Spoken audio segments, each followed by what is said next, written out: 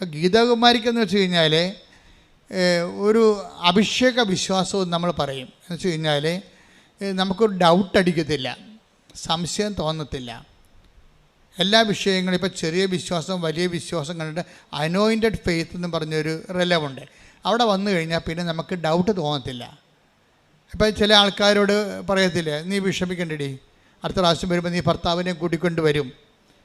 അപ്പോൾ എനിക്ക് ഞാൻ ചിലപ്പോൾ തോന്നിയതായിരിക്കുമോ, അങ്ങനെ വരുമോ, വന്നില്ല പിന്നെ അവളുടെ വിശ്വാസം പോകത്തില്ലേ, അങ്ങനെ എനിക്ക് ഡൗട്ട് അടിക്കത്തില്ല. അത് ചില ആ ഒരു ഡേഞ്ചർ സോണുണ്ട് ഇത് രൂപപ്പെട്ട് വരണ അവിടെ. അത് ആ കാലത്തിലൂടെ ഒരുവിധമൊക്കെ ഞാൻ കടന്നു പോയിട്ടുണ്ട്. അപ്പം അങ്ങനെ കുറച്ച് കഴിയുമ്പോൾ നിങ്ങളുടെ വിശ്വാസം എപ്പോഴും അനോയിൻറ്റഡ് ഫെയ്ത്ത് ആകാൻ നോക്കണം. അനോയിൻറ്റഡ് ഫെയ്ത്തിൻ്റെ ഫുൾ എമൗണ്ട് മുടക്കുന്നത് ദൈവമാണ് ശരിക്കും. അങ്ങനൊരു വിശ്വാസം കിട്ടിക്കഴിഞ്ഞാൽ പിന്നെ നമ്മൾ ആരെങ്കിലുമൊക്കെ തോന്നിയ മാസം ഇപ്പം നിങ്ങൾക്ക് എന്താ പറ്റണമെന്ന് വെച്ച് കഴിഞ്ഞാൽ, ഇപ്പം ഗീതാകുമാരിയോട് പറയും, ഇടി എല്ലാ ദിവസവും അവൾ വരും ഇവിടെ, എല്ലാ ആഴ്ചയിലും വരും ഇവിടെ. നമ്മൾ കണ്ടിട്ടില്ല. ഞാനിവരെ കാണുന്നത് കൽക്കട്ടയെ വെച്ചാണ് കാണുന്നത്. കൽക്കട്ടയെ വെച്ച് കാണാൻ കാര്യം, ഇവള് ഭർത്താവും കൂടി കൽക്കട്ടയിലുണ്ട്, എനിക്കറിയത്തില്ല. അപ്പോൾ ഞാനപ്പോൾ കൽക്കട്ടയിലുണ്ട് കഴിഞ്ഞ മാസം സെപ്റ്റംബർ മാസം ആദ്യവാരം. അപ്പോൾ അവൾക്ക് ഭയങ്കര രണ്ടുപേര് US-ൻ്റെ വിസയുടെ ബയോമെട്രിക്സിന് വന്നിരിക്കുകയാണ് അവിടെ കൽക്കട്ടയിൽ. എങ്ങനെ പോന്നിരിക്കണമെന്ന് അറിയാമോ ഈ കക്ഷികൾ? പോന്നിരിക്കണ വീട് വിറ്റൊരാളിന്. കാര്യം UK പോകാൻ വേണ്ടി കാശ് കൊടുത്താൽ കിട്ടിയിട്ടില്ല. പിന്നെ സൗത്ത് കൊറിയയിൽ പോകാൻ വേണ്ടി കാശ് കൊടുത്താൽ കിട്ടിയിട്ടില്ല. അതിൻ്റെ ഇൻട്രസ്റ്റ് എല്ലാം കൂടിയിട്ട് വീട് വിറ്റതിനേക്കാൾ കൂടുതലായി കടം. അപ്പോൾ ഒന്നും കിട്ടാനില്ല. അപ്പോൾ കൊടുത്തിട്ട് അവർ സാധനങ്ങൾ മേടിക്കാതെ സാധനങ്ങൾ മാറ്റാതെ അവർ ഇറങ്ങിയിരിക്കുകയാണ്. വീട്ടിൽ ഇറങ്ങി എവിടെ പോയിരിക്കുകയാണ്? കൽക്കട്ടയിൽ ബയോമെട്രിക്സിന് പോയിരിക്കുക, US ഇൻ്റർവ്യൂവിൻ്റെ ബയോമെട്രിക്സിന്. അത് കിട്ടുകയോ ഇല്ല എന്നൊക്കെ ഒരു പിടിയില്ല. കാര്യം ഈ UK-യിലും ഇൻ്റർവ്യൂ ഒക്കെ നടന്നതാണ്, പക്ഷേ കിട്ടിയില്ല. അപ്പോൾ അങ്ങനെ പല ആൾക്കാർ ഇവരെ കളിയാക്കാൻ തുടങ്ങി. ഈ ഇല്ലാത്ത കാശ് കടം മേടിച്ചൊക്കെയാണ് ഇവിടെ എല്ലാ ആഴ്ചയും വരുന്നുണ്ടല്ലോ അവർ.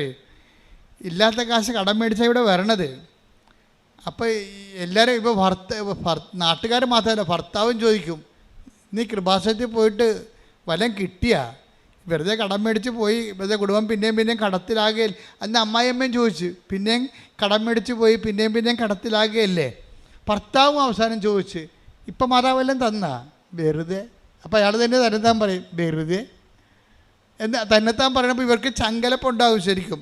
പക്ഷെ ചങ്കലപ്പുണ്ടെങ്കിലും ഇവൾ പറയണത്, എനിക്ക് എൻ്റെ മനസ്സിൽ അമ്മ പറയുന്നുണ്ട്, അമ്മ എന്തോ എനിക്ക് വേണ്ടി കരുതി വെച്ചിട്ടുണ്ട്, അതാണ് ഞാൻ ഇങ്ങനെ ചങ്കലപ്പില്ലാതെ. ഇതാണ് അഭിഷേക വിശ്വാസം എന്ന് പറയണത്.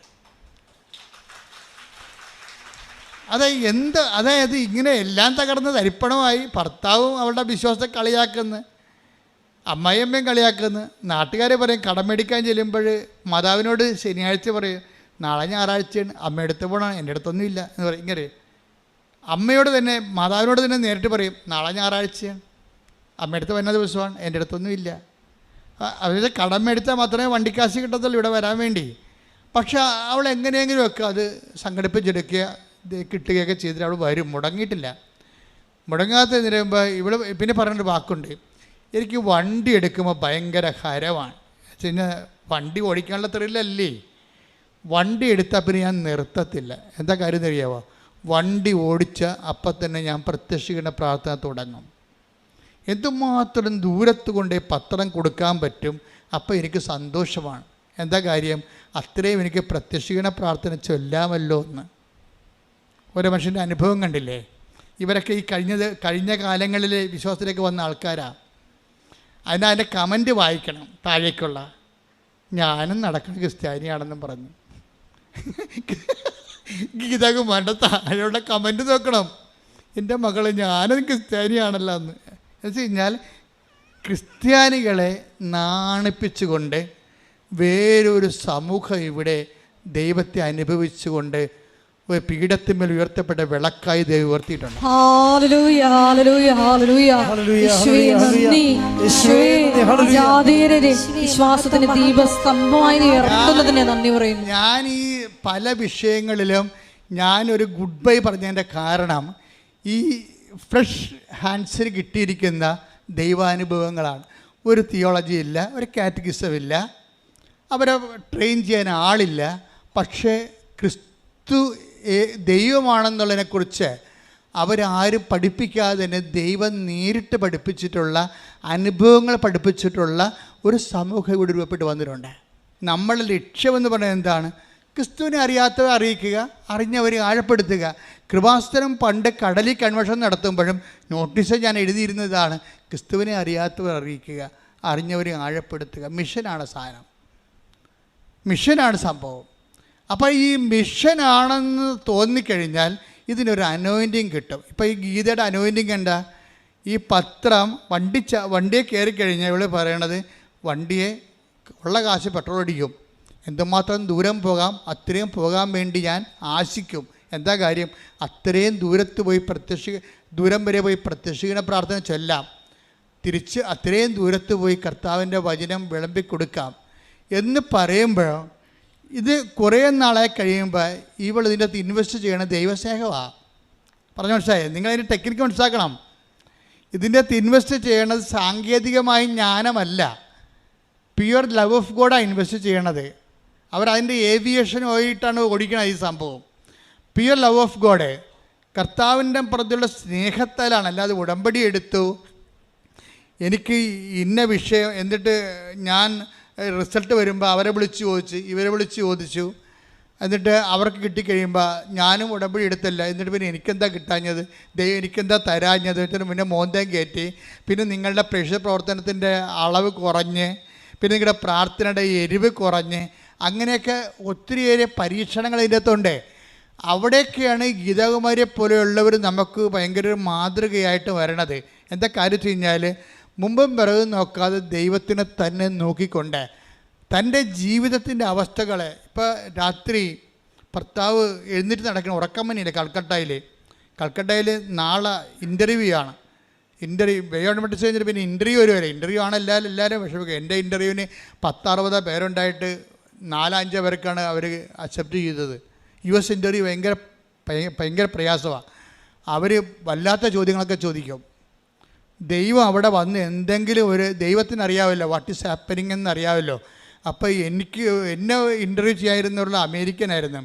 അപ്പോൾ അമേരിക്കൻ ഇൻ്റർവ്യൂ ചെയ്യുന്ന സമയത്ത് എന്നെ സഹായിച്ച് ശരിക്കും പറഞ്ഞാൽ ദൈവം എന്നെ ഇൻ്റർവ്യൂ ചെയ്തിരുന്നെങ്കിൽ എന്തെങ്കിലും കുന്താണ്ടൊക്കെ പറഞ്ഞ് ചിലപ്പോൾ കിട്ടാമെന്ന് പോയേനാം. അപ്പോൾ എന്താ വെച്ച് കഴിഞ്ഞാൽ എൻ്റെ 160 ഫോം കാണാതെ പോയി. ഞാൻ ടെൻഷൻ അടിച്ചു, ജപമാല അപ്പോഴെന്താ സംഭവിച്ചിരിക്കണത്? അത്രയും എന്നെ മാറ്റി നിർത്തിയില്ലേ അവർ. ആ മാറ്റി നിർത്തിയ സമയം കൊണ്ട് ആ വെള്ളക്കാരൻ്റെ ടേൺ കഴിഞ്ഞു പോയി. ഞാൻ ചെല്ലുമ്പോൾ അയാൾ എഴുന്നേറ്റ് പോയിട്ട് നീഗ്രോനെ പിടിച്ച് അവിടെ ഇരുത്തി, ഒരു ബ്ലാക്കിനെ പിടിച്ച് അവിടെ ഇരുത്തി. ബ്ലാക്ക് വളരെ ഫ്രണ്ട്ലി ആയിരുന്നു ശരിക്കും പറഞ്ഞാൽ. അപ്പോൾ എനിക്ക് മനസ്സിലായി എന്നെ എന്തുകൊണ്ടാണ് കർത്താവ് മാറ്റി നിർത്തി. 160 ഫോം എടുത്ത് മാറ്റിയിട്ട് എന്നെ മാറ്റി നിർത്തിയത് അയാളെ ചേഞ്ച് ചെയ്യാൻ വേണ്ടിയാണ്, ഷിഫ്റ്റ് ചെയ്യാൻ വേണ്ടി. അതായത് ഇതിൻ്റെ അകത്ത് ഒത്തിരി കളികളുണ്ട് മക്കളെ. ദൈവം നമ്മളിങ്ങനെ എവിടെയോ അനന്തമായ ദീപ്തിപുരത്തെ വാണരുളുന്ന അബ്സ്ട്രാക്റ്റ് പ്യുവർ ആക്റ്റായിട്ട് ഇരിക്കുകയല്ല. കൃപാസനത്തിൽ വരുന്ന ഉടമ്പടിയുടെ ദൈവം എന്ന് പറയുന്നത് ഇൻ്റർപേഴ്സണൽ റിലേഷൻഷിപ്പിന് ഏതറ്റം വരെയും പോണ ആളാണ്. I come with you wherever you go എന്ന് പറഞ്ഞതിൻ്റെ അർത്ഥം എന്താ? നീ എവിടെ പോയാലും നിന്നോട് കൂടെ ഞാൻ ഉണ്ടായിരിക്കും എന്ന് പറഞ്ഞാൽ ചെയ്താൽ നമ്മുടെ ഈച്ച് ആൻഡ് എവറിത്തിങ്സിനെ നമ്മുടെ കൂടെ അങ്ങ് വരികയാണ്. എന്ന് ഗീതാകുമാരി പറയും, ഇവിടെ മനുഷ്യ താനെന്തിന് വിറക്കണേ, ഞാൻ കിടന്ന് ഉറങ്ങണം കണ്ടില്ലേ. അതാ വിഷയം. അയാൾക്ക് നാളെ ഇൻ്റർവ്യൂ ആണ്. ഭർത്താവ് വേർപ്പ് കൊണ്ട് എഴുന്നേറ്റ് എന്ത് ചോദിക്കും, എന്ത് മറുപടി പറയും, എന്ത് ചോദിക്കും, എന്ത് മറുപടി പറയുമെന്ന് വെച്ചാൽ ഈ മനുഷ്യൻ ഉറക്കമില്ല. ഗീത ഇടയ്ക്ക് കണ്ണ് തുറന്ന് നോക്കുമ്പോൾ ഈ മനുഷ്യൻ ഇരുട്ടത്ത് അങ്ങോട്ട് നടക്കണം കാണാം കൽക്കട്ടയിൽ ലോഡ്ജിൽ. അപ്പം ഇവിടെ മനുഷ്യൻ താൻ കിടന്ന് ഉറങ്ങ്, ഞാൻ കിടന്ന് ഉറങ്ങണം കണ്ടില്ലേ, ഒന്നും ചോദിക്കില്ല, അമ്മ നമുക്കിത് തരും. ഇതാണ് അഭിഷേക വിശ്വാസം എന്ന് പറയണത്. എന്നുവെച്ചാൽ സ്വന്തം ഭർത്താവ് വേർത്തൊലിച്ച് അങ്ങോട്ടും ഇങ്ങോട്ടും എന്ത് പറയും, എന്ത് ചോദിക്കും, എങ്ങനെ വരുമെന്ന് അറിയാൻ പല വിഷമിച്ച് കിടക്കുമ്പോൾ ഭാര്യ കിടന്ന് കൂളായിട്ട് കിടന്നുറങ്ങും. ഇതാണ് അനോയിൻറ്റഡ് ഫെയ്ത്ത് എന്ന് പറയുന്നത്. ഒന്നും എന്നിട്ട് അയാൾ പറയും, അമ്മയല്ലേ ഇതേറ്റിരിക്കണം, നമ്മളല്ലല്ലോ, അമ്മ അവിടെ ഇൻ്റർവ്യൂവിന് ഉണ്ടാകത്തില്ലേ, പിന്നെ എന്താണ്, താഴെ പണി ചെയ്യും, ഈ കാശൊരു എൻ്റെ കയ്യിൽ ഇരിക്കട്ടെ. രാവിലെ എഴുന്നേക്കാൻ പറയും, ഈ കാശൊരിക്കട്ടെ, എന്നിട്ട് പോക്കറ്റിൽ താൻ ഇങ്ങനെ പിടിച്ചാൽ മതി, ഇപ്പോൾ താൻ കൈയെടുക്കരുതെന്ന് പറയും. താൻ കൈയെടുക്കരുത്, എൻ്റെ കൂടെ വന്നാൽ മതി, ഇൻ്റർവ്യൂവിന് പോവുകയാണ്, എൻ്റെ കൂടെ വന്നാൽ മതി. ഈ വിശ്വാസം കൈമാറണ കണ്ടില്ലേ? ഇയാൾക്കാണെങ്കിൽ വിശ്വാസം ഇല്ല. ഇയാൾ ഇവിടെ വന്നതിൻ്റെ അകത്ത് കയറത്തില്ല, ആൾക്കാർ കൂടണ പുള്ളിക്ക് അരിശമാണ്. അതുകൊണ്ട് ഒരിക്കലും അച്ഛനെ കാണാൻ പറ്റുകയില്ലെന്ന് എനിക്കറിയാം. കാര്യം അച്ഛൻ്റെ കൂടെ എപ്പോഴും ആൾക്കാരുണ്ടാകത്തില്ല, അപ്പോൾ ഇയാൾ വരത്തില്ലെന്ന് എനിക്കറിയാം. പക്ഷേ എന്നിട്ട് ഇയാൾ ഇൻ്റർവ്യൂവിന് പോയി ക്യൂ നിൽക്കുമ്പോൾ ഇവൾ കൂളായിട്ട് എന്തും പറയാം, എന്തും മറുപടി പറയാൻ വേണ്ടി റെഡിയായിട്ട് അവൾക്ക് ആന്തരികമായ ധൈര്യം കിട്ടിയിട്ടുണ്ട്, അഭിഷേകം കിട്ടിയിട്ടുണ്ട്. അപ്പോൾ അവൾ പ്രശ്നമില്ല. നോക്കുമ്പോഴുണ്ട് ഭർത്താവ് നോക്കിയപ്പോൾ ഭർത്താവ് നെഞ്ചത്ത് കൈയും വെച്ചുകൊണ്ട് പുറകെ നിൽക്കുകയാണ് കൂളായിട്ട്. അപ്പോൾ ഉടനെ മാതാവേ ആ പാവത്തിന് നിപ്പ് കണ്ട. വെളുപ്പിനെ ഞാൻ പറഞ്ഞതാണ് നെഞ്ചത്തിന് കൈയെടുക്കരുതെന്ന്. അയാളെ കൈയെടുത്തിട്ടില്ല കേട്ടാ. അയാൾക്കെങ്ങാനും തോറ്റുപോയാ നിനക്കളെൻ്റെ കുഴപ്പമെന്ന് പറയും. ഞാൻ പറയാനുള്ള പറഞ്ഞിട്ടുണ്ട്. എന്ത് രസമാണ് അത്. അങ്ങനെ ഭർത്താവിനോട് പറഞ്ഞ് നെഞ്ചത്തിന് കാശ് വിട്ടിട്ട് നെഞ്ചത്തിന് കൈയെടുക്കാതിരുന്നാൽ മതിയെന്ന് പറഞ്ഞ്. അപ്പോൾ അയാളതനുസരിച്ച് അയാൾ ഇൻ്റർവ്യൂവിന് ഈ ക്യൂവിൽ നോക്കുമ്പോഴുണ്ട് ആ പാവപ്പെട്ടവൻ ഇങ്ങനെ നെഞ്ചത്ത് കൈയും വെച്ചുകൊണ്ടിരിക്കുകയാണ്, കാശുരം വെച്ച് അവനെ പൊത്തി പിടിച്ചുകൊണ്ടിരിക്കുകയാണ്. അപ്പോൾ ഉടനെ ഗീത നോക്കിയപ്പോൾ ഭർത്താവ് നെഞ്ചത്ത് കൈ വെച്ചുകൊണ്ടിരിക്കണ കാണുന്നു. ഉടനെ മാതാവിനോട് അവൾ പറയുന്നത്, കണ്ട ആ മനുഷ്യൻ മാറി, നിന്നെ വിശ്വസിക്കുന്നുണ്ട്. ഇനിയിപ്പോൾ നീ എങ്ങാനും അവനെ കൈവിട്ടാൽ പിന്നെ എനിക്ക് നിലനിൽപ്പില്ല വരുമെന്ന് പറഞ്ഞു. അതാണ് പ്രാർത്ഥന, അതാണ് ആത്മബന്ധത്തിൻ്റെ പ്രാർത്ഥന എന്ന് പറയണത്. ദൈവത്തോട് ഇങ്ങനെ അങ്ങോട്ട് സംസാരിക്കാൻ തോന്നണം. പ്രയർ ലൈഫിൻ്റെ പോക്ക് കണ്ടില്ലേ? ആ മനുഷ്യൻ അതുപോലെ കേട്ട് അയാളോടൊരു ചോദ്യം ചോദിച്ചില്ല, വാക്ക് ഓവറായി, ഒരു കുഴപ്പമില്ല, അയാൾ ജയിച്ചു. എന്ന് വെച്ച് കഴിഞ്ഞാൽ ഭാര്യയെ ഇൻ്റർവ്യൂ ചെയ്യിച്ചു. അപ്പം ഞാൻ തന്നെ ഈ സാക്ഷ്യം കേട്ട് വാപിളിച്ചു പോയി. കാര്യത്തിൽ കഴിഞ്ഞാൽ ഞാൻ ആ ക്യൂവിൽ നിൽക്കുമ്പോൾ ഒത്തിരി പേര് നിലയും വിളിച്ചുകൊണ്ട് ഫയലും തലയെ വെച്ചുകൊണ്ട് പോകണം ഞാൻ കണ്ടിട്ടുണ്ട്. ഇവർക്ക് എന്താണ് യോഗ്യത? ഇവർ സൗത്ത് കൊറിയയിൽ നിന്ന് പോകുന്ന ആൾക്കാരാണ്, ഇംഗ്ലണ്ടിൽ നിന്ന് പോകുന്ന ആൾക്കാരാണ്. പക്ഷേ ഇവർക്ക് എന്താ യോഗ്യത?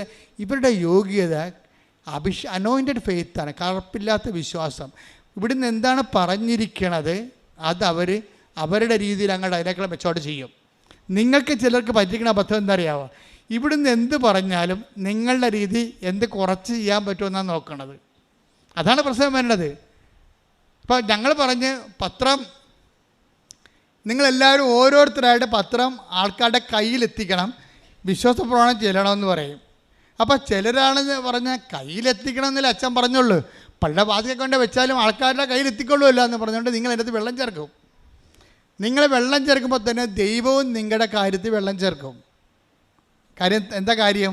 അത് കർത്താവ് നയം വ്യക്തമാക്കിയിട്ടുണ്ട്. നിങ്ങൾ അളക്കുന്ന കോലുകൊണ്ട് തന്നെ നിങ്ങൾക്കും അതാണ് സംഭവം. ഈശോയുടെ ഒരു ഗുണം. അത് take the word of God. ലൂക്ക 6:38. നിങ്ങൾ അളക്കുന്ന അളവ് കൊണ്ട് തന്നെ നിങ്ങൾക്കും അളന്ന് കിട്ടും. എന്ന് പറഞ്ഞ നിങ്ങൾ അളക്കുന്ന അളവ് കൊണ്ട് തന്നെ നിങ്ങൾക്കും അളന്ന് കിട്ടും. ഇതൊരു അപകടം പിടിച്ച പരിപാടിയാണ്. എന്ന് വെച്ചാൽ നമ്മൾ തിരിച്ച് ദൈവത്തിന് ഇപ്പം അല്പവിശ്വാസി വന്നിട്ട് ഇതെങ്ങനെ ദൈവത്തിന് പണി കൊടുക്കാനേ നോക്കത്തുള്ളൂ. കൂട്ടുകാരുമായിട്ട് വരും, ഉടമ്പടി എടുത്ത് വെച്ചും പറയും അപ്പം 4 പേരും കൂടിയാണ് വരുന്നത്. ആലപ്പുഴയും കാണാം, ബീച്ചിലും പോകാം, കാന്മാരിക്കുളത്തും പോകാം, ഹൗസ് ബോട്ടിലും പോകാം, ഉടമ്പടി എടുക്കാൻ പറഞ്ഞാൽ വരുന്നതേ. കൂട്ടുകാരിങ്ങനെ കിളയായിട്ടല്ല വരുന്നത്, ഒരാളിനാണ് ഉടമ്പടി എടുക്കേണ്ടത്. നീ എടുക്ക്, നമുക്ക് ആലപ്പുഴ പോകാമല്ല, അപ്പോൾ ബീച്ചിലും പോകാം, മരടി ബീച്ചിലും പോകാം, എല്ലായിടത്തും പോകാം, ഉടമ്പടി എടുക്കുക. അങ്ങനെ ഉഴപ്പാൻ വേണ്ടി ഉടമ്പടിക്ക് കൂടെ വരുന്ന കൂട്ടുകാരുണ്ട്. അവരായിരിക്കും നിങ്ങളുടെ ശവം കുഴിച്ചിടാൻ പോണത്, ഒരു സംശയമില്ല. അവർ ഓരോ സമയത്ത് പറയുമ്പോൾ എന്തൊക്കെ അച്ഛൻ എന്ത് പറഞ്ഞടി? അച്ഛൻ പറഞ്ഞു, അച്ഛനൊന്നും പറഞ്ഞില്ല, ഈ പത്രമെല്ലാം കൊടുക്കണമെന്ന് പറഞ്ഞു. അത് കുഴപ്പമില്ല, 4 ഞാൻ കൊടുക്കാം, 4 നീ കൊടുക്ക്, 4 അവൻ കൊടുക്കുമെന്ന് പറയും. കൂട്ടുകാരെല്ലാം അങ്ങോട്ട് ഇങ്ങോട്ട് ഷെയർ ചെയ്യും. തീർന്നില്ല പരിപാടി. ഇപ്പം 4 പത്രമാണ് ഇവ കൊടുത്തിരിക്കുന്നത്. ബാക്കിയെല്ലാം എന്താ ചെയ്തിരിക്കണേ? കുരങ്ങനെ കൊണ്ട് ചൂട് പായസം കോരിക്കണ പോലെ കണ്ടവനെ കൊണ്ട് എംബ്രാൻ്റെ വെട്ടത്ത് വാരിയുടെ അത്താഴം. അതാണ് സാധനം. ഇത് വർക്കൗട്ട് ചെയ്യത്തില്ല. നിങ്ങളിങ്ങനെ ഉടമ്പടി ഡയലൂട്ട് ചെയ്യുമ്പോൾ ഉള്ള കുഴപ്പം വെച്ച് കഴിഞ്ഞാൽ നിങ്ങൾ അളക്കുന്ന അളവുകോല് കൊണ്ട് തന്നെ നിങ്ങൾക്കും അതാണ് സംഭവം. അത് കർത്താവ് നയം നേരത്തെ വ്യക്തമാക്കിയതാണ്. അതുകൊണ്ട് ഒരു കാരണവശാലും ദൈവത്തിന് പണി കൊടുക്കുന്ന രീതിയിൽ നിങ്ങൾ അഭ്യാസം കാണിക്കരുത്. ഉടമ്പടി ചെയ്യേണ്ടത് വെച്ചാൽ ഞങ്ങൾ ഒന്ന് പറഞ്ഞാൽ നിങ്ങൾ 2 ചെയ്യണം. പ്രഭാഷകൻ അങ്ങനെ പറയണത്. അവൻ 1 പ്രാവശ്യം എന്നോട് പറഞ്ഞു, ഞാൻ 2 പ്രാവശ്യം കേട്ടെന്ന്. Take the bed of God. സ്തുതിക്കട്ടെ. ഹല്ലേലൂയ. 62-ാം സങ്കീർത്തനം 11-ാം തിരുവചനം. സങ്കീർത്തനം 62:11. ദൈവം 1 പ്രാവശ്യം അരുൾ ചെയ്തു, 2 പ്രാവശ്യം ഞാനത് കേട്ടു, ശക്തി ദൈവത്തിൻ്റെതാണ്. മനസ്സിലായില്ലേ? ഇത് നിസ്സാര വചനമല്ലേ ഇത്? എന്താണ് പറഞ്ഞത്? ഒന്ന് വായിച്ചേ. ദൈവം 1 പ്രാവശ്യം അരുൾ ചെയ്തു. ദൈവം 1 പ്രാവശ്യം അരുളി ചെയ്തു. ദൈവം 1 പ്രാവശ്യം അരുൾ ചെയ്തു. 2 പ്രാവശ്യം ഞാനത് കേട്ടു. ശക്തി ദൈവത്തിൻ്റെതാണ്. ശക്തി ദൈവത്തിൻ്റെതാണ്. അപ്പൊ ബലം, ശക്തി നമുക്ക് തരണത്, നമുക്ക് ദൈവം ശക്തി തരുമ്പോൾ നമ്മളെന്താ, നമ്മൾ ബലം പ്രാപിക്കും. അപ്പം ദൈവത്തിൻ്റെതാണ് ശക്തി. ദൈവമാണ് അന്തിമ തീരുമാനം എടുക്കുന്നത്. നമ്മൾ എംപവർ ചെയ്യണോ വേണ്ടയോ, എത്രത്തോളം എംപവർ ചെയ്യണം എന്നുള്ള ആരാ തീരുമാനിക്കണത്? ദൈവമാണ്. അപ്പോൾ എങ്ങനെ അതിൻ്റെ മെക്കാനിസം എന്താണ്? അവൻ 1 പ്രാവശ്യം എന്നോട് പറഞ്ഞു, ഞാനെന്ത് ചെയ്തു? ഞാൻ കേട്ടില്ലല്ലോ എന്നല്ല പറഞ്ഞത്. എന്താണ് പറഞ്ഞത്? ഞാൻ കേട്ടില്ലല്ലോ, ഒന്നുകൂടി പറയാമെന്നല്ല ചോദിച്ചത്. അവൻ 1 പ്രാവശ്യം എന്നോട് പറഞ്ഞു, ഞാൻ 2 പ്രാവശ്യം പറഞ്ഞതുപോലെയാണ് എടുത്തതെന്ന്. മനസ്സിലായില്ലേ? എൻ്റെ അർത്ഥം എന്താണ്? അവൻ 1 പ്രാവശ്യം എന്നോട് പറഞ്ഞു, 2 പ്രാവശ്യം ഞാൻ കേട്ടെന്ന് പറഞ്ഞാൽ അവൻ എന്നോട് 2 പ്രാവശ്യം പറഞ്ഞതുപോലെയാണ്. 1 പ്രാവശ്യം പറഞ്ഞപ്പോഴേ ഞാൻ എടുത്തത് അവൻ 2 പ്രാവശ്യം എന്നോട് പറഞ്ഞു. എന്ന് വെച്ച് കഴിഞ്ഞാൽ അടിവരയിട്ട് പറഞ്ഞെന്നാ പ്രശ്നം. അടിവരയിട്ട് പറഞ്ഞതുപോലെ ഞാൻ കേട്ടു. അപ്പോൾ ദൈവവചനം ഇപ്പം നമുക്ക് ഉടമ്പടി എന്ന് പറഞ്ഞാൽ എന്താണ്? അവൻ പറയണത് പോലെ ചെയ്യുകയാണ് ഉടമ്പടി. അവൻ പറയണ പോലെ ചെയ്തോളാവുന്നതാണ് നമ്മൾ ഉടമ്പടി ചെയ്യണത്. അവൻ പറഞ്ഞ പോലെ ചെയ്തോളാവുന്ന പറഞ്ഞത്. പക്ഷെ അവൻ പറയണത് എന്താണ്? അവൻ 1 പ്രാവശ്യം പറയുമ്പോൾ നമ്മളെന്ത് ചെയ്യണം? ഇത് ബൈബിളിൻ്റെ ഒരു രീതിയാണ്. എന്നുവെച്ചാൽ ഇതിനോട് ഉപരിപരമായിട്ടൊരു വചനം പറയാനെന്നറിയാവോ? നിങ്ങളോട് 1 മൈൽ പോകാൻ പറഞ്ഞവൻ്റെ കൂടെ നിങ്ങൾ 2 മൈൽ പോകണം. മത്തായി 5:41. 1 മൈൽ ദൂരം പോകാൻ നിന്നെ നിർബന്ധിക്കുന്നവനോട് കൂടെ 2 മൈൽ ദൂരം പോകുക. ഇത് ഓൺലൈൻ വ്യാഖ്യാനമാണ്. കണ്ടില്ലേ? വചനം കൊണ്ട് വ്യാഖ്യാനിക്കുന്നത് എന്ന് വെച്ച് കഴിഞ്ഞാൽ ഇതിൻ്റെ രീതി എന്ന് പറയുന്നത്, ഇപ്പം 1 മൈൽ ദൂരം പോകാം. ഇപ്പം നിങ്ങളോട് എന്താ പറഞ്ഞത്? നിങ്ങളെ രോഗികൾക്ക് ആശുപത്രിയിൽ നിങ്ങൾക്ക് ഈ പത്രപ്രേക്ഷിത്വം തുടങ്ങി എങ്ങനെയാണെന്ന് അറിയാവോ? ഞാനും വിജയകുമാരും കൂടി 2013 ഇതുപോലെ 90 കൊന്തയും ചൊല്ലി മാതാവിൻ്റെ മുമ്പിൽ നിൽക്കുകയാണ്, വെള്ളംകണ്ണി. അപ്പോൾ ഇതുപോലെ പോരാൻ നേരത്താണ് അമ്മ സബ്മിറ്റ് പറയണത്. അപ്പോൾ അമ്മ പറഞ്ഞ് ഹോസ്പിറ്റൽ മിഷൻ എന്ന് പറഞ്ഞ്, ഹോസ്പിറ്റൽ മിഷൻ. ഉടനെ ഞാൻ വിജയകുമാറിനോട് വണ്ടി കയറി, ഞങ്ങൾക്ക് അവിടെ വെള്ളംകണ്ണിയിൽ ട്രെയിൻ അവിടം വരെ ആ പള്ളിയുടെ അടുത്ത് വരെ വരുന്നുണ്ടല്ലോ. അപ്പോൾ ഇവിടുന്ന് ഓട്ടോറിക്ഷക്കാണ് പോണത് അങ്ങോട്ട്. ഓട്ടോറിക്ഷയിൽ കയറാൻ നേരത്ത് ഞാൻ പറഞ്ഞ്, അവസാനം അമ്മ പറഞ്ഞ മനസ്സിലായാ? കേട്ടാ? എന്താ? എന്നോടൊന്നും പറഞ്ഞില്ല എന്ന് പറഞ്ഞ്. അമ്മ പറഞ്ഞു ഹോസ്പിറ്റൽ മിഷൻ തുടങ്ങാൻ പറഞ്ഞെന്ന് പറഞ്ഞ്. അപ്പോൾ വിജയകുമാർ എന്നോട് ഓട്ടോറിക്ഷ ആയിരുന്നെന്ന് ചോദിച്ച്, നമ്മൾ മിഷൻ ഹോസ്പിറ്റൽ തുടങ്ങും അല്ലേ? ഞാൻ പറഞ്ഞു നമുക്ക് ആ പണിയില്ലല്ലോ. അത് ഈ ഹോസ്പിറ്റലൊക്കെ ഓരോ ആശുപത്രി ഇല്ലേ, ലോകത്ത് ഈ പ്രൈവറ്റ് ആശുപത്രി ഉണ്ടല്ലോ, അതുപോലെ എന്തോ തുടങ്ങാൻ പോകണമെന്നാണ് വിജയകുമാറിന് തോന്നിയത്. ഞാൻ പറഞ്ഞു അങ്ങനെയല്ല, ഹോസ്പിറ്റൽ മിഷൻ, ഹോസ്പിറ്റലിൽ പോയിട്ട് കിടപ്പ് രോഗികളുടെ കൂടെ ഇരുന്നിട്ട് ദൈവത്തിൻ്റെ സൗഖ്യത്തെക്കുറിച്ച് അവരോട് സുവിശേഷം പ്രസംഗിക്കാം. ദൈവം നൽകുന്ന സൗഖ്യത്തെക്കുറിച്ച് നമ്മുടെ പത്രം വായിച്ചവരെ കേൾപ്പിക്കും. അപ്പോൾ ഞാനിവിടെ നാട്ടിൽ വന്നപ്പോൾ ഞങ്ങൾ 2 പേരും കൂടി എല്ലാവരും ഉണ്ട്, ഇപ്പോൾ ജോമോള എല്ലാവരും ഉണ്ടായിരുന്നു ഇവിടെ. ഞങ്ങൾ വിളിച്ചത് പറഞ്ഞത് നമ്മൾ ഹോസ്പിറ്റൽ മിഷൻ തുടങ്ങാൻ പോകുന്നു. അമ്മ ഈ പ്രാവശ്യം പറഞ്ഞത് അതാണ്, നമ്മൾ ഒരുമിച്ച് കൂടിയിട്ട് ഇഷ്ടമുള്ളവർ വരാൻ പറഞ്ഞു. അപ്പോൾ 10-40 പേര് വന്ന്, 10-40 പേര് 2013 40 പേര് വന്നിട്ടും പറഞ്ഞ് എങ്ങനെ ചെയ്യണം അച്ഛാന്ന് ചോദിച്ചു. അപ്പോൾ പറഞ്ഞു ഇത് അങ്ങോട്ട് നിങ്ങൾ അതിൻ്റെ അകത്ത് പാവപ്പെട്ടവരുണ്ടെങ്കിൽ നിങ്ങൾക്ക് അങ്ങോട്ടുള്ള വണ്ടിക്കാശ് തരും, തിരിച്ചു വരാനുള്ള വണ്ടിക്കാശ് തരും. നിങ്ങളുടെ കയ്യിൽ നിന്ന് കാശ് ചിലവാകത്തില്ല, കൃപാശ്രത്തും തരും കാശ്. പിന്നെ പത്രം ഫ്രീ ആയിട്ടൊക്കെ തരും. എന്നിട്ട് നിങ്ങൾക്ക് ഈ പത്രം കൊണ്ടുപോയിട്ട് ആശുപത്രി കിടപ്പ് രോഗികൾക്ക് കൊടുക്കണം. അവർക്ക് സമയമുണ്ട് ഒത്തിരി. ഒന്നിനും സമയമില്ലാഞ്ഞ ആൾക്കാരല്ല, പ്രാർത്ഥിക്കാൻ പോലും സമയമില്ലാഞ്ഞ ആൾക്കാരാണ് അവരൊക്കെ. ഇപ്പം ആവശ്യത്തിന് സമയമുണ്ട്. ആത്മാക്കളെ വേട്ടയാടി പിടിക്കുക എന്ന് പറയാം അതിന്. എന്താ വെച്ച് കഴിഞ്ഞാൽ പണ്ട് ഒന്ന് പള്ളിയിൽ പോകണമെന്ന് പറയുമ്പോൾ അയ്യോ എനിക്ക് അവിടെ പോകണം ഇവിടെ പോകണം, മനസ്സമ്മതമുണ്ട്, അളിയൻ്റെ മനസ്സമ്മതമുണ്ട്, എന്തിങ്ങനെ കുറേ കാര്യങ്ങൾ പറഞ്ഞ് ദൈവത്തിന് കൊടുക്കേണ്ട സമയം ലോകത്തിന് കൊടുത്ത് ജീവിച്ചിട്ട് ഇപ്പം ആവശ്യത്തിന് സമയമുണ്ട്. ഓപ്പറേഷനൊക്കെ നടത്തി അവിടെ ലാവിഷായിട്ട് മരുന്നും കഴിച്ച് ഭക്ഷണം കഴിച്ച് കിടക്കുകയാണ്. അപ്പോൾ മര്യാദ കൊണ്ട് ഇവരുടെ കാര്യം പറയണമെന്ന് പറയും. എനിക്കത്ര സഹതാപമുള്ള ആളല്ലേ കാര്യം നിങ്ങൾക്കറിയാവില്ല. ഇവിടെ ഒരു മിനിറ്റ് കുർബാനക്ക് അച്ഛൻ ഏവങ്കേലിയോൻ എടുത്തതിന് ശേഷമേ ചില ആൾക്കാർ പള്ളി വരത്തുള്ളൂ. ഒരു സമയമില്ല. അത് അച്ഛൻ്റെ പ്രസംഗം തീർന്നു കഴിഞ്ഞിട്ട് പള്ളിയിൽ പോകാം, പള്ളി എത്തിയാൽ മതിയല്ല, പിന്നെ ഒരു 10-20 മിനിറ്റ് അവിടെ ഇരുന്നാൽ മതിയല്ല എന്ന് വിചാരിച്ചുകൊണ്ട് ഒന്നിനും സമയമില്ലാത്ത ആൾക്കാർക്കൊക്കെ ദൈവം 5-6 മാസമൊക്കെ ആശുപത്രി കിടക്കാൻ വേണ്ടി സമയം കൊടുത്തിരിക്കുകയാണ്. ഞാൻ പറഞ്ഞു അവിടെ വെറുതെ കിടന്നിട്ട് കാര്യമില്ല. മര്യാദക്ക് ദൈവത്തെ ഇനി തിരിച്ചു വരുമ്പോൾ ആ പഴയ സാധനമായിട്ട് വന്നാൽ ഇനിയും ആശുപത്രി തിരിച്ചു പോകേണ്ടി വരും. അതുകൊണ്ട് ഇതുകൊണ്ട് വായിച്ച് കേൾപ്പിക്കാൻ പറഞ്ഞു. വായിക്കാൻ അത് കൊടുക്കാനേ ഉള്ളത്. അവർക്ക് ആവശ്യം സമയമുണ്ടല്ലോ. അവർ മനോരാജ്യവും പല രാജ്യങ്ങളൊക്കെ പിന്നെയും വായിച്ച് അവർ പ്രണയം, ഈ വയസ്സന്മാർക്ക് പോലും പ്രണയം തലയടിച്ചിരിക്കുകയാണ് മാമ്പഴമൊക്കെ വായിച്ച്. അപ്പോൾ അതുകൊണ്ട് അവർക്കൊരു ചികിത്സയാണ്, ആധ്യാത്മിക ചികിത്സ.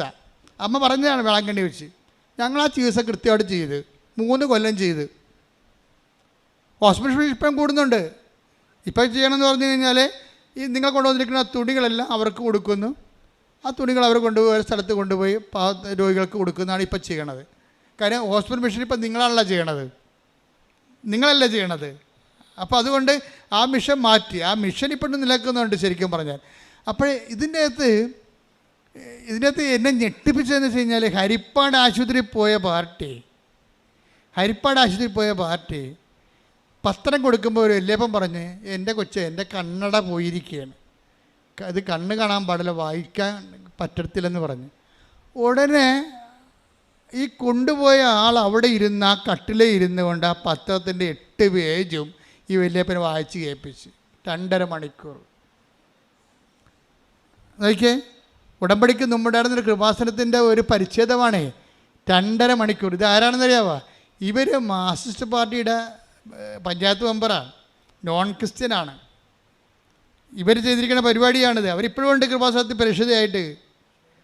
എന്ന് വെച്ച് കഴിഞ്ഞാൽ ഒരു വ്യക്തി അവരോട് ഞാൻ 1 പ്രാവശ്യം പറഞ്ഞു, 2 പ്രാവശ്യം ഞാൻ കേട്ടു. അതാണ് സാധനം. നമ്മൾ പത്രം കൊടുക്കാനേ പറഞ്ഞുള്ളൂ. അവിടെ ഇരുന്നുകൊണ്ട് 2.5 മണിക്കൂർ വായിച്ച് കേൾപ്പിച്ച് കൊടുക്കാൻ ഞാൻ പറഞ്ഞിട്ടില്ല. അതാണ് വിഷയം.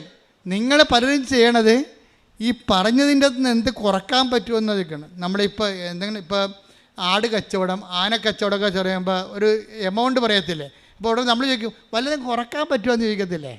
അതൊരു കച്ചവടം പോലെയാണ് സംഭവം. ആനക്ക് 1 ലക്ഷം രൂപ. അപ്പോൾ ചോദിക്കും വല്ലതും കുറക്കാൻ പറ്റുമോ? ഇപ്പോൾ ഉത്സവത്തിനൊന്നും ആനയെ എഴുന്നള്ളിപ്പിക്കണില്ലല്ലോ. അപ്പോൾ വല്ല തടിവരിക്കാരും അത് കേടാണ്, അതിന് JCB ഉണ്ട്, വല്ലതും കുറക്കാൻ പറ്റുമോ എന്ന് ചോദിക്കും. അങ്ങനെ നിങ്ങളും ദൈവത്തോട് ഒരു പ്രേക്ഷിത പ്രവർത്തനം തരുമ്പോൾ വല്ലതും കുറക്കാൻ പറ്റുമോ എന്ന് ചോദിക്കത്തില്ലേ. ദൈവം ആത്മാർത്ഥമായിട്ട് കുറക്കും. എന്താ അറിയാം, നിങ്ങൾക്ക് തരാനുള്ള അനുഗ്രഹം കുറക്കും. അതാണ് പ്രശ്നം. നിങ്ങൾ വെറുതെ വന്ന് പണിമേടിക്കണേ. അതുകൊണ്ട് ഈ വിഷയത്തിൽ കുറച്ച് സത്യസന്ധമായിരിക്കണം. അതായത് നിന്നോട് ശണ്ട കൂടിയെന്ന് വിചാരിച്ചോ, നിൻ്റെ ഉടുപ്പ് കരസ്ഥമാക്കാൻ പോകാൻ പറഞ്ഞത് സ്നേഹത്തിൽ പോകാൻ പറഞ്ഞാണ്. ഇനി വേറെ ശണ്ടപ്പാർട്ടിയുണ്ട്. ശണ്ടപ്പാർട്ടി എന്ന് വെച്ച് കഴിഞ്ഞാൽ ഗുണ്ടായിസം കാണിച്ചുകൊണ്ട് നിൻ്റെ ഇടയ്ക്ക് കത്തി കാണിച്ച് ചെയ്യണമെന്ന് പറയും. അവനെയും ഇതിനകത്ത് കർത്താവ് പറയുക, അങ്ങനെയുള്ള ആൾക്കാർ സമൂഹത്തിൽ ഉണ്ടാവും. ഗുണ്ടായിസം കാണിച്ചുകൊണ്ട് നിന്നോട് ചെയ്യാൻ പറയുന്നവരുണ്ടാവും.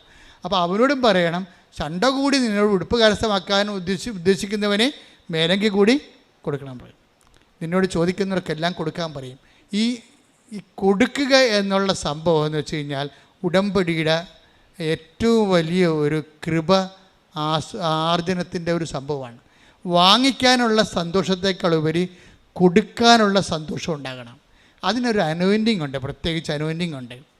ഉടമ്പടി ഒരു ഉടമ്പടി പുതുക്കി കഴിയുമ്പോൾ തന്നെ നിങ്ങൾക്ക് ആ അനോയിൻറ്റിങ് ആയില്ലെങ്കിൽ നിങ്ങൾ ഉടമ്പടി പുതുക്കാൻ അർഹരല്ലെന്ന് എൻ്റെ അർത്ഥം. നമുക്ക് വാങ്ങിക്കുമ്പോൾ എന്ത് സന്തോഷമാണ്. ഒരു സാരി നല്ല ആൾ തന്ന് നമുക്ക് സന്തോഷമല്ലേ. അപ്പോൾ നമുക്കൊരു സാരി കൊടുക്കാനാണെങ്കിൽ പെട്ടി സ്ഥലവിലേക്ക് കൊടുക്കും, ഭയങ്കര സന്തോഷമായിരിക്കും.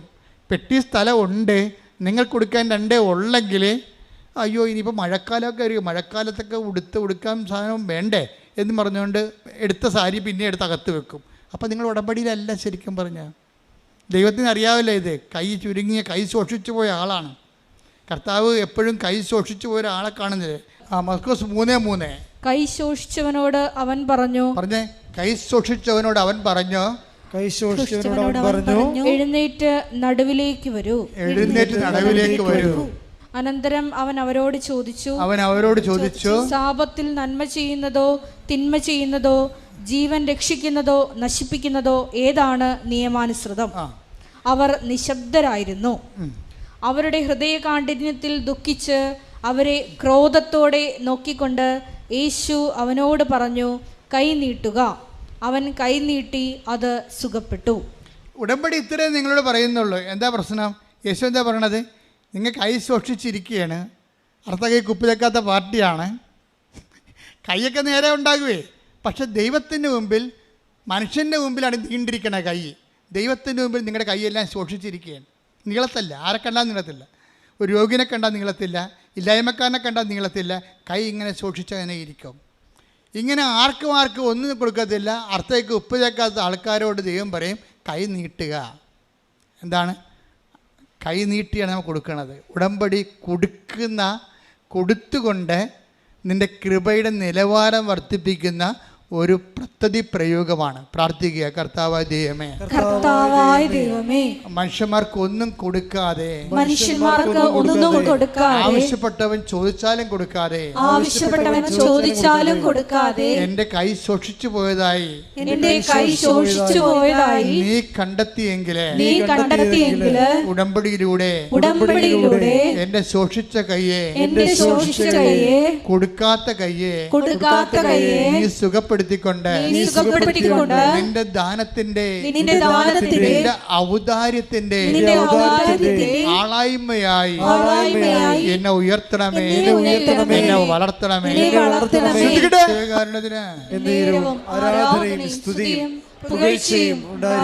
ഇങ്ങനെ കർത്താവിൻ്റെ നാമത്തിൽ ദാനധർമ്മങ്ങൾ ചെയ്ത, ഉപവിപ്രവർത്തനങ്ങൾ ചെയ്ത, സ്നേഹത്തിൻ്റെ നിലവാരം വർദ്ധിപ്പിച്ച, നീ വല്ലാണ്ടങ്ങ് ദൈവപൈതലായി, ദൈവമകളായി, ദൈവമകനായി മാറുന്ന അനുസരിച്ച് കൊണ്ട് കർത്താവിൻ്റെ അവകാശവും ഓഹരിക്കും പാത്രീഭവിക്കുന്ന വലിയ ബലപ്പെടുത്തലാണ് ഉടമ്പടി നടക്കുന്നത്. അതായത് ഉടമ്പടിയിൽ എന്താ ചെയ്യണമെന്ന് വെച്ച് കഴിഞ്ഞാൽ, നിന്നെ ബലപ്പെടുത്തും ദൈവം, ബലപ്പെടുത്തും. ഇപ്പം ഗീതാകുമാരി എന്താ ചെയ്തത്? ഭർത്താവ് തളർന്നിട്ടും മനുഷ്യനെ കിടന്നുറങ്ങി, നാളെ മാതാവ് അവിടെ ഉണ്ടാവും ഇൻ്റർവ്യൂവിനെ എന്ന് പറഞ്ഞുകൊണ്ട് ബലപ്പെടുത്തുകയാണ്. ആരെ? അതാണ് ബലമെന്ന് പറയണത്. അങ്ങർക്ക് ഉറങ്ങാൻ പറ്റണില്ല. കാര്യം എന്താ? അങ്ങർക്ക് ബലമില്ല, വൈഫിന് ബലമുണ്ട്.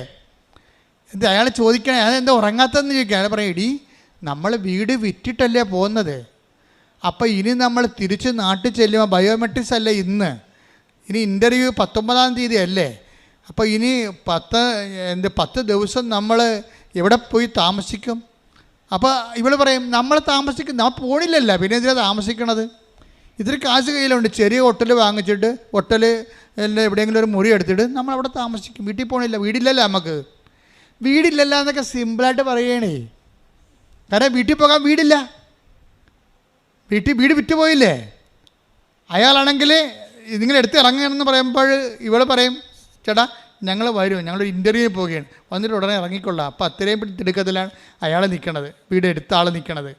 അപ്പോൾ ഈ മനുഷ്യൻ ചോദിക്കും, ഇടി നമ്മൾ വീട്ടിൽ തിരിച്ചു ചെല്ലുമ്പോഴേ നമുക്ക് വീടില്ലല്ല, നീ പണ്ടത്തെ ഓർമ്മയിലാണ് ഇരിക്കണത്. അല്ല, എനിക്കറിയാം, എനിക്ക് ഓർമ്മയുണ്ട്, നമുക്ക് വീടില്ല, നമ്മളിപ്പോൾ ഹോട്ടലിൽ താമസിക്കും. പിന്നെ ഇൻ്റർവ്യൂ ഇപ്പോൾ ഇതില്ലേ, ഇത് മാതാവ് ഇത്രയും നാൾ നമ്മൾ മാതാവിൻ്റെ കൂടെ നടന്നതല്ലേ, അപ്പോൾ മാതാവ് ഇതോടുകൂടി നമ്മളെ രക്ഷിക്കുകയാണെന്ന് പറയും. ബലപ്പെടുത്തണത് എന്തൊരു ബലമാണ് ഈ സ്ത്രീക്ക് എന്ന് വെച്ച് കഴിഞ്ഞാൽ, ഭർത്താവിനെ സാധാരണ ഭർത്താക്കന്മാരാണ് ഭാര്യമാരെ ബലപ്പെടുത്തണം അല്ലേ, ഇതങ്ങനെ തിരിച്ച് ബലപ്പെടുത്തുകയാണ്. തിരിച്ച് ബലപ്പെടുത്തിയിട്ട് ഇവള് പറയുവേ, ഞങ്ങൾക്ക് ജോലിയിലല്ല, ഞങ്ങൾ ഹോട്ടലിൽ ഒരു മുറിയെടുത്ത് അവിടെ താമസിച്ച്, എന്നിട്ട് ഞങ്ങൾക്ക് വഴിയൊന്നും അറിയാൻ പറ്റില്ല, കൽക്കട്ടയില്ലേ, എന്നെ വഴി അറിയാനാണ്, അതുകൊണ്ട് ഞങ്ങൾ ചുമ്മാ ഇറങ്ങി നടക്കും, ഒരു തിട്ടമൊക്കെ വെച്ച് ഇറങ്ങി നടന്നിട്ട് കുറച്ചൊക്കെ നടന്നേച്ചും നടക്കെ കണ്ടും ഒരു തിട്ടത്തിന് ഓട്ടോറിക്ഷയ്ക്ക് പോകാൻ കാശില്ല, അതുകൊണ്ട് നടക്കുകയാണ് പതിവ്. 10 ദിവസം തികച്ചെടുക്കണ്ടേ, അതുകൊണ്ട് അവിടെ താമസിക്കുകയാണ്. അതായത് ഇത്രയും ഈ 0- നിൽക്കുന്ന ആൾ ജീവിതത്തെ എന്ത് ധൈര്യമായിട്ട്, ഇതാണ് ബലമെന്ന് പറയണത്. എന്നിട്ട് ഞങ്ങൾ നടന്ന് കുറച്ച് ക്ഷീണിക്കുമ്പോൾ തിരിച്ച് നടക്കും, തിരിച്ചടക്കുമ്പോൾ ഞാൻ തിരിച്ച് വന്നേച്ചും എനിക്ക് ജോലി ഉണ്ടല്ലോ. അപ്പോൾ നമ്മളോർക്കും ഇവർക്ക് ജോലി എന്ത് ജോലിയാണ്, കട്ടാച്ചു എന്ത് ജോലിയല്ല, അല്ല എനിക്ക് പ്രാർത്ഥിക്കണമല്ലോ എന്നും. അത് നമ്മളെ സാക്ഷ്യം കേൾക്കുമ്പോൾ രസമാണ് എനിക്ക്. അപ്പം ഞങ്ങൾ തിരിച്ചു വരുമ്പോൾ എനിക്ക് ജോലി ഉണ്ടല്ലോ, അയാൾക്ക് ജോലിയില്ല, എനിക്ക് ജോലിയുണ്ട്. എന്താ അപ്പം അവർക്ക് ഇവർക്ക് എന്ത് ജോലിയാണെന്ന് നമുക്ക് ചിന്തിച്ച് നോക്കുമ്പോൾ അടുത്ത് പറയും എനിക്ക് പ്രാർത്ഥിക്കണമല്ലോ എന്ന്. ഞാൻ 4 മണിക്കൂർ ഒരു ദിവസം പ്രാർത്ഥിക്കാം.